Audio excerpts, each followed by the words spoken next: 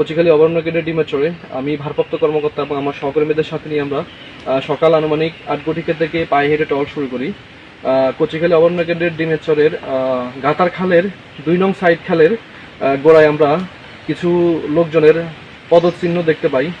তো পদস্পর্শ বা পদচিহ্ন অনুসরণ করে আমরা খালের গোড়া থেকে আনুমানিক 1200 থেকে 1500 মিটার, প্রায় 1.5 কিলোমিটার অতিক্রম করে আমরা একটা মালাপাত দেখতে পাই, যার দৈর্ঘ্য আনুমানিক 100 থেকে 120 ফিট হবে।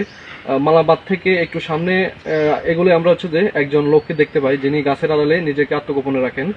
অতঃপর আমি এবং আমার সহকর্মীরা সহ ওই লোকটাকে ধৃত করি। এই লোক যে জায়গা থেকে ওই লোকটাকে আমরা ধৃত করি, ওই স্থান থেকে আনুমানিক 20 থেকে 30 ফিট দূরে আমরা একটা হরিণ দেখতে পাই। হরিণটা কিছুটা জখম আঘাতপ্রাপ্ত, তো আশা করা যাচ্ছে যে হরিণটা খুব শীঘ্রই প্রকৃতির সাথে মিশে যাবে।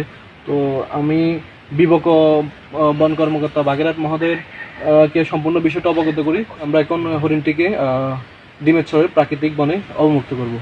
নতুন এবং ফিরে আসা গ্রাহকদের জন্য নগদে চলছে ক্যাশব্যাক সহ প্রতিদিন হাজারো উপহার জেতার সুযোগ। হবে আশা আর ফেরা, সারপ্রাইজ সেরা।